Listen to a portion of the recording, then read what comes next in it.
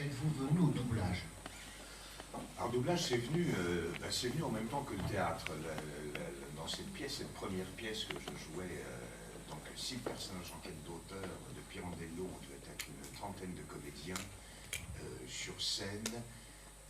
Et il y avait un monsieur que j'aimais beaucoup, qui était le papa de Michel Sardou, Fernand Sardou, bon méridional, et qui un jour, alors que mon père venait me chercher, mon père réalisateur de dessins animés, Michel Sardou venait très souvent chercher commençait à être très connu, mais bon, c'est plus les années 72 où il est devenu l'énorme star qui est devenu après. Et mon père, réalisateur de dessins animés, venait de réaliser un dessin animé qui s'appelait Les Shadocks, qui faisait beaucoup de bruit à l'époque, et Sardou, Michel, le fils et le père adoraient. Donc moi, 10 ans, mon père venait me chercher au théâtre le soir, on dînait sous le théâtre, et un jour, Fernand Sardou dit à mon père, « Oh René, comme petit, là, je connais 2 personnes, Epstein et Castrix, rue Lorraine. » T'es connu, toi, t'as commencé il y a longtemps. Ah non, à ce point-là, non. Il est aussi vieux que moi, je tiens à vous le préciser. Il a commencé un peu plus tard, c'est tout. Il fait sa coquette. Je précise que c'est la société SPS. Absolument. Vous avez connu SPS? Oui. Plus rien à voir, ça change pas de la direction depuis, enfin bon, peu importe. Et voilà, donc, c'était sur les flippers de Dauphin. Donc j'ai fait une espèce de petit guest où j'ai lu quelques fois, puis après des 35. Faut pas oublier qu'à l'époque, on travaillait pas tous les jours comme maintenant, hein, quand on avait fait un doublage. D'abord, c'est l'enregistrement d'un 35, c'est un film cinéma, ça s'enregistrait en 3 semaines, voire un mois. Donc quand on avait un rôle sur un truc, on avait du travail pour le mois entier. Alors que maintenant, un 35 se fait dans la semaine, parfois un peu plus, ça dépend des 35, et qu'un téléfilm peut se faire éventuellement, malheureusement, dans la journée. Voilà.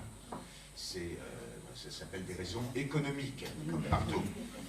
L'être humain, on l'oublie un petit peu, mais ça c'est dans tous les métiers. Il faut aller plus, et un peu plus, et encore. Vas-y.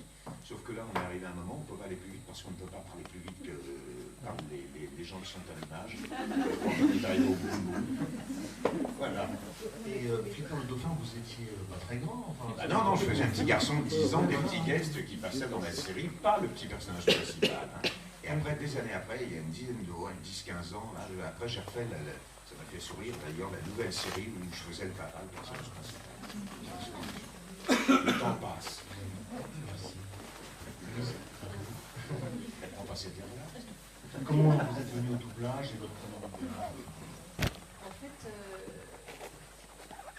j'ai commencé, si je ne me trompe pas de terme, en asynchro parce que comme Poste 57. Ouais, comme je... Parce que je doublais, toi. Oui, voilà, c'est ça. En fait, en tournant des films en tant qu'actrice, je me doublais moi-même. Enfin, parce que parfois, quand on tourne un film, le son n'est pas tout à fait correct, et on repasse en salle de projection et en synchronisme, enfin en doublage. Donc j'ai commencé plutôt comme ça et c'était assez régulier en fait. Et puis petit à petit, j'ai rencontré Pierre qui est là. J'ai fait différents essais à droite à gauche, j'ai travaillé un petit peu à droite à gauche en faisant toujours des essais, hein, c'est récurrent à chaque fois, comme quand on fait du cinéma ou du théâtre, on passe des auditions, on passe ce qu'on appelle des castings, enfin ça ne cesse jamais. Hein. Et puis pour Bones, eh bien j'ai fait des essais et puis voilà, ça a fonctionné comme ça. Mais disons que le micro, je le connaissais par un autre biais. Et votre premier doublage en tant que... Enfin, pas post-synchro, hein, oui. doublage de comédienne étrangère. C'était un film, ça s'appelait... C'était un film italien et c'était le rôle principal. J'ai commencé tout de suite avec un rôle principal en fait. Et puis, je sais. Mais c'était pas Bones. Et c'était un film italien très drôle. J'ai plus le titre en tête, je l'ai même pas marqué. Non, c'est... et sinon, j'avais fait un film aussi pour Arte qui s'appelait Céleste. C'était la gouvernante, enfin, l'aide à la fin de la vie de Proust. La femme de Babar. Voilà. Et voilà, ça a commencé comme ça. Et puis, indépendamment du doublage, il y a aussi des commentaires ou des voice-overs qu'on peut également faire. C'est c'est autre chose, mais c'est également le micro. Quand vous voyez des documentaires et vous entendez une voix, ben voilà, c'est ça, vous le savez. Et puis également la radio, parce qu'il y a beaucoup de dramatique à la radio. Donc ça aussi, c'est très bien à faire. Également, j'avais fait une radio une fois, j'ai commencé comme ça, j'ai fait une radio, c'était une dramatique en direct. Donc il fallait vraiment pas se planter. C'est peut-être toujours comme ça. Ça c'est extraordinaire, c'est vraiment Bonne école. formidable. Ouais, très, Pas le droit à l'erreur. non, c'est très très bien, voilà. Merci. Moi, j'ai commencé le doublage. C'est un mec qui s'appelle Henri Poirier, un comédien. Plein de gens connaissent. Il a fait plein de trucs au théâtre. Au théâtre ce soir, il était partout, on le voyait tout le temps. Qui m'a emmené sur un plateau. Je ne sais même pas ce que c'était. Pour moi, à Troyes, où j'habitais, le cinéma c'était en VF et les acteurs ils parlaient français. Enfin, c'était des Américains qui parlent français. Oui, t'es un peu bête. T'es jeune. Non, c'est bien. Et toi? J'ai du mal, tu sais très bien, j'ai du mal. Et donc Henri Poirier m'emmène dans un studio qui s'appelle la Celtec sur les Champs-Élysées, dirigé par un certain Jacques Villemetz. Jacques Villemetz est un vieux monsieur qui terrorisait absolument tout le monde. C'est le seul directeur de plateau capable de vous dire « crie sans parler fort ». Articule mou. Ouais. Grande mauvaise foi. Des trucs aberrants. Mais c'est un mec très rigolo. Enfin, très rigolo. Si, il était rigolo. Et donc je débarque, et c'était l'époque où c'était tranquille, quoi. Il n'y avait pas Canal Plus encore, il n'y avait rien, donc on avait le temps de rencontrer les gens, c'était super. Et puis voilà, il me dit, t'as quel âge? Bon, tiens, fais un petit truc là. Et puis tout de suite, j'ai fait un petit rôle dans un film qui s'appelle Zulu Down, sur la guerre des beurs en Afrique du Sud. Donc je suis un mec qui a 20 ans, bonjour sergent. Et puis après, il me dit, tiens, fais ça aussi. Et je vois arriver un écran, un môme de 10-11 ans qui porte un drapeau. Je dis, mais je peux pas, j'ai 20 ans, je peux pas faire 10 ans. Il me dit, si, vas-y, fais-la. Et là, non, j'ai pas les toutes petites voix. J'ai réécouté le film il y a un mois ou deux, c'est une catastrophe. Catastrophe. Alors c'est très drôle parce que, bon, sur le petit 10 ans, voilà, ça fait un peu voix bizarre, mais sur celui qui avait mon âge, c'est parfait. C'est parfait. C'est bien articulé, c'est bien en place, c'est comme il faut, on entend bien, il n'y a pas de défaut, c'est d'un ennui. C'est propre, voilà, c'est comme ça. C'était voilà, mon premier film de doublage. Merci. Alors, moi, j'ai commencé les gammes du doublage, c'était une période un peu houleuse. Il y a eu une grève en 94, et à la suite de cette grève, c'était un peu le bazar. Et j'ai commencé le doublage après cette grève, en faisant, comme beaucoup de gens, après cette grève, en faisant mes gammes sur des films porno. Si je le dis,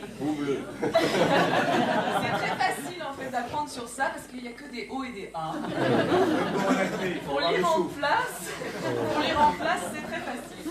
Après ça, j'ai tout de suite été mise sur une série qui s'appelait Voleur de charme. Non, mais attends, continue. Mais ça y est, c'est vite dit, O-A. Comment tu as eu ce coup-là? Qui t'a... T'en as jamais fait? C'est une amie du théâtre en fait qui m'avait présenté. Non, ça n'intéresse personne. Et donc voilà. Du Chantal. Et oui, donc c'était une belle aventure parce qu'on a bien rigolé. Et puis après ça, voilà. Après, je suis tout de suite allée en fait sur un premier rôle dans Voleur de charme, qui était une série déjà policière où j'étais déjà fliquette, déjà blonde, et voilà. Et voilà. Alors, je suis venue à la synchro parce que j'avais rencontré Guillaume, pas du tout dans le milieu du doublage, en faisant une partie de tarot. Et un jour, il me dit, il y a une boîte qui recherche des comédiens parlant anglais pour doubler des acteurs français qui jouent en anglais. Donc, mon premier doublage, je me suis retrouvée à jouer des acteurs qui jouaient des caldoches, donc qui parlaient en anglais pour une production australienne. Donc mon premier doublage, je l'ai fait en anglais. Voilà. J'ai doublé des caldoches, j'ai doublé des femmes canaques, des pleureuses au chevet d'un mort. Enfin bon, voilà. Puis il s'avère que ce jour-là, celle qui dirigeait m'a remarqué, m'a présenté Hervé Ikovic, et Hervé Ikovic tout de suite m'a donné un rôle Voilà. Et puis j'ai travaillé une dizaine de fois avec lui, et ensuite j'ai fait des petites choses, et j'ai eu très vite, j'ai eu une chance incroyable, j'ai eu très vite l'occasion de faire ma première série qui était Six Feet Under. Voilà. Et ouais, je dois dire que j'ai eu de la chance quand même, parce que j'ai commencé en 98 et c'était déjà pas simple, je pense, hein, en 98. Et ça s'est quand même pas trop mal passé. Voilà. Alors moi, mon premier doublage, c'était... j'étais à la Rue Blanche, je crois, 22 ans.